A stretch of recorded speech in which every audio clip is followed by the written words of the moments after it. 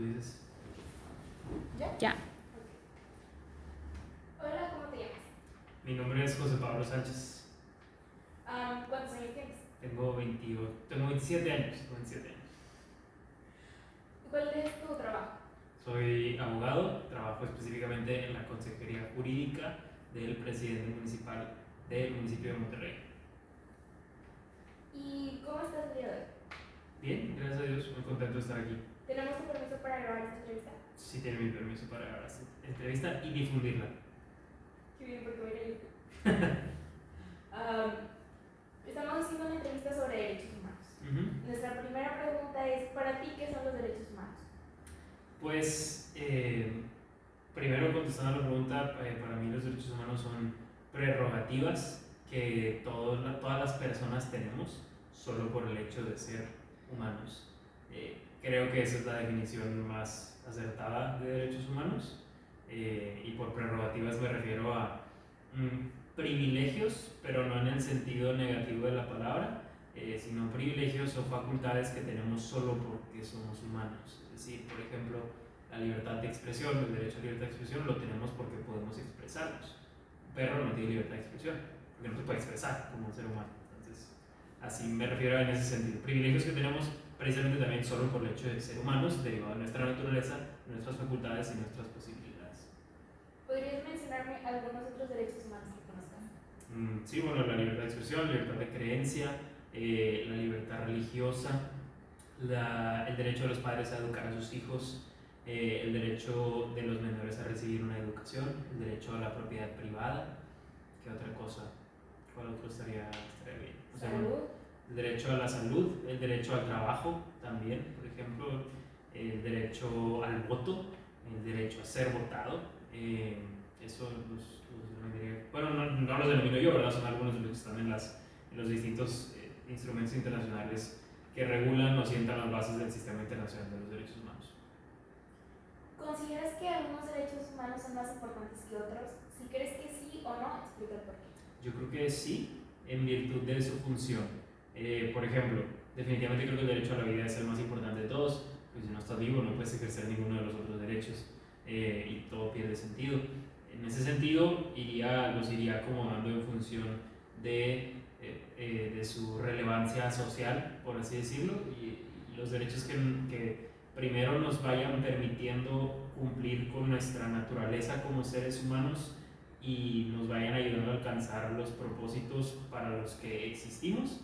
En ese sentido es que son más importantes ciertos derechos humanos que otros, como el derecho a la vida, por ejemplo, o el derecho a la libertad de creencia, o el derecho a la libertad de expresión, que nos permiten vivir en una sociedad plural, democrática, convivir y vivir en sociedad básicamente todos juntos, sin matarnos.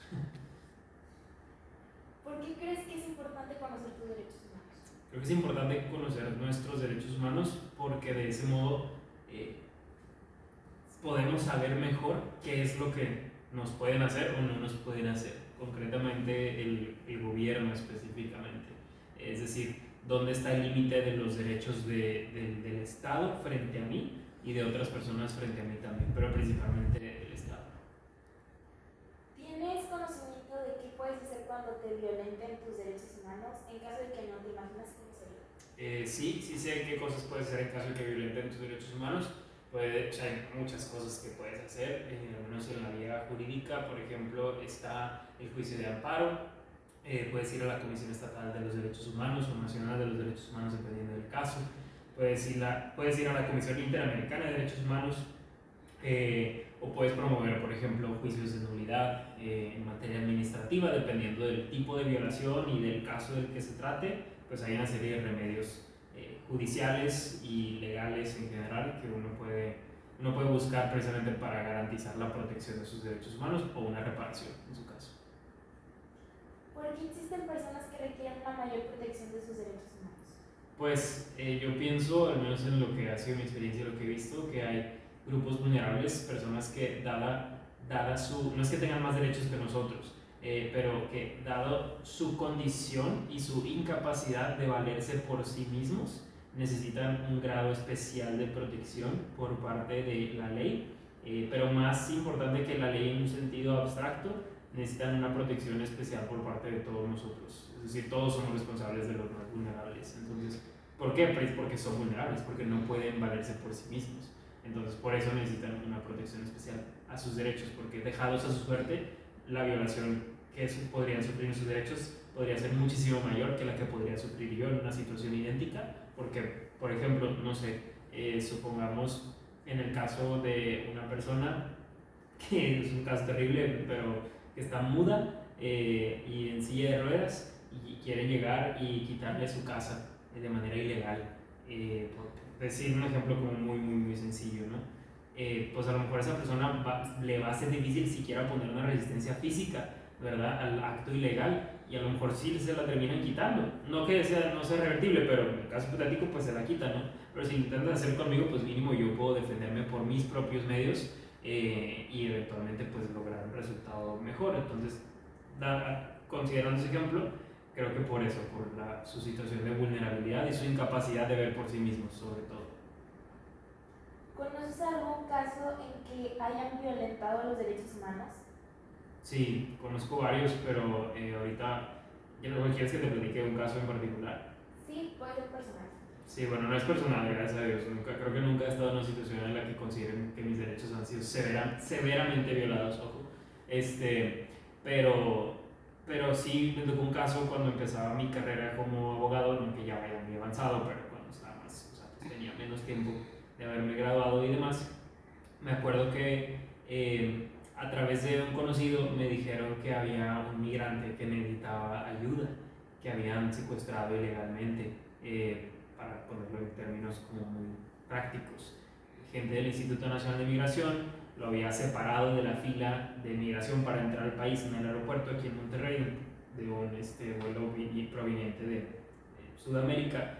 Entonces, básicamente lo toman a esa persona y le preguntan que a dónde iba, y él dijo, pues vengo aquí a Monterrey, vengo a X cosa, voy a estar aquí en tal hotel, aquí están mis reservaciones. No, no es cierto, tú vas para Estados Unidos, le dijeron, y lo sacaron de la fila y se lo llevaron a un centro de detención para migrantes que está en Guadalupe. Bueno, no sé si todavía está ahí, pero en ese entonces estaba en Guadalupe. Entonces se lo llevan para allá y nosotros nos contactan sus familiares diciéndonos, oigan, pues a mí y a otra persona que trabajaba conmigo en ese entonces nos dicen, oye, pues necesitamos un abogado, por favor, ayúdenos, es que a nuestro sobrino, creo que era su sobrino, su hijo, no me acuerdo, lo detuvieron en Monterrey, lo tienen encerrado, no sé qué, pues ayúdenos por favor a sacarlo, porque pues realmente no tuvieron por qué haberlo detenido, no sé qué. Bueno, entonces pues ya está, presentamos un amparo para localizarlo primero, para saber dónde estaba. Ese era el objetivo de ese amparo, denunciando la desaparición forzada de esta persona. Lo localizamos, sabíamos, o sea, teníamos información de donde nos dijeron que estaba, pero realmente no sabíamos si es cierto si estaba ahí. Entonces, eventualmente pues el juzgado envió personal del juzgado, un actuario, para verificar si la persona estaba ahí. Sí estaba ahí la persona, y el juez nos otorgó la suspensión provisional, básicamente ordenándole al Instituto Nacional de Migración que lo liberara y que lo pusiera a disposición del juez, y que entonces después siguiera el juicio de amparo para determinar, ¿verdad?, si había actuado legal o ilegalmente el Instituto Nacional de Migración. Pero sí, ese fue un caso que me tocó vivir muy de cerca, donde gracias a Dios, al menos en la sentencia, se tuvo un resultado favorable de manera preliminar.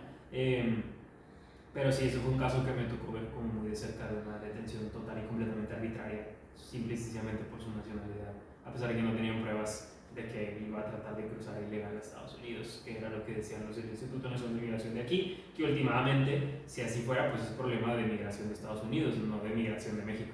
O sea, si esta persona entró legalmente al país, entró por avión, tenía sus papeles en regla, y lo detuvieron porque iba para Estados Unidos. O sea, no había un boleto de avión. No había un boleto de avión, no, o sea, nada, sencillamente pues iba a estar aquí. Eso es un caso que tengo siempre muy presente. ¿Qué papel consideras que juegan las autoridades en los derechos humanos? Juegan un papel importantísimo, pero no tan importante como ellos mismos. Bueno, yo que trabajo en el gobierno, aunque mi trabajo no involucra tanto garantizar los derechos de personas, pero diré como quiera. Sí, un papel importante, pero no tan importante como a veces creemos. Porque a veces creemos que nuestro trabajo es como promocionar, promover, festejar, y sí, o sea, eso es parte de, Pues lo más importante simple y sencillamente es no violarlos. O sea, es respetar los derechos de las personas. Por ejemplo, en el caso este que te decía, a ver, ¿qué tan importante es? Tan importante no tenían que hacer algo, simplemente tenían que abstenerse de hacer algo. La mayoría de los derechos humanos implican, o al menos los más importantes, implican no que alguien haga algo por ti, por ejemplo, no implican que te den dinero o que te den necesariamente tierra o algo por el estilo. O sea, hay algo de eso y podemos hablar de eso en otra ocasión, pero los más fundamentales, los más importantes, tienen que ver con que no te molesten, tienen que ver con que te permitan hablar libremente, con que no te detengan si no hay una causa justificada para detenerte, como este caso que te mencionaba ahorita, con que te dejen creer lo que quieras creer, con que te dejen básicamente vivir conforme a tus convicciones religiosas, etc. ¿no? Entonces, eso, o sea, el rol más importante de las autoridades es dejar a la gente ser y ejercer sus libertades fundamentales para que pues, puedan hacer lo que tengan que hacer o lo que quieran hacer en su vida. Mientras esté dentro del Mientras esté dentro del marco legal, así es. ¿De qué manera crees que se violentan los derechos humanos? Pues hay infinidad de maneras, ya mencioné ahorita algunas, pero por ejemplo, una manera en que los derechos humanos pueden ser violentados puede ser cuando la autoridad quiere censurar a alguien solo porque está diciendo algo que le incomoda a la gente que está en el poder político. Por ejemplo, eso es una manera en que se puede violentar los derechos humanos y por ejemplo, no nada más es, por ejemplo, que el gobierno quiera censurar el contenido de internet sin ninguna justificación, sino que también puede incluir, por ejemplo, cuando matan a un periodista porque publica información que es incómoda, o cuando secuestran o arrestan a un periodista porque publica información que no es conveniente para alguien en el poder, pues ahí estás hablando de múltiples violaciones a los derechos humanos, estás violando su libertad de expresión, estás violando su libertad de tránsito, al privarlo de su libertad, estás violando su libertad en general, ¿verdad? Estás violando su derecho a la vida si lo matan, o sea, la integridad física si lo torturan. Entonces, los derechos humanos se pueden violar de muchas maneras. Y ya, eso es. O también se pueden violar cuando no permites que que la gente los ejerza libremente o cuando los obligas a hacer algo que no quieren hacer, dependiendo del tipo de derecho. ¿Cómo se ve beneficiada la sociedad con el reconocimiento de los derechos humanos? La sociedad se ve beneficiada con el reconocimiento de los derechos humanos porque nos recuerdan, creo yo, que todos somos iguales. En valor infinito, definitivamente, y nos recuerdan que todos tenemos las mismas libertades, pero al mismo tiempo esto crea un problema que es un problema bueno. Crea el problema de que, pues a ver, si todos tenemos muchos derechos y muchas libertades, pues tarde o temprano a lo mejor esas libertades van a chocar. Pero precisamente como todos tenemos un valor infinito, tenemos que encontrar las herramientas con mucha prudencia para navegar por una sociedad plural y una sociedad de derechos, procurando no necesariamente la menor cantidad de fricción posible, porque eso va a pasar en una sociedad plural. Va a haber diferencias y divisiones naturalmente, pero recordar que todos tenemos derechos humanos porque somos humanos y que es inherente a nuestra persona, que son inherentes a nuestra persona por la dignidad que tenemos, nos recuerda, pues sí, precisamente que todos estamos en el mismo plano y que por lo tanto tenemos que tratarnos con el mismo respeto, pero con la misma prudencia para ejercer esos derechos humanos sin aplastar a otras personas y al mismo tiempo tampoco permitir que aplasten nuestros derechos del todo. Entonces, yo creo que eso es un beneficio en general que nos recuerda que somos iguales. Muchas gracias por tu tiempo y por tu participación en esta entrevista. Un placer.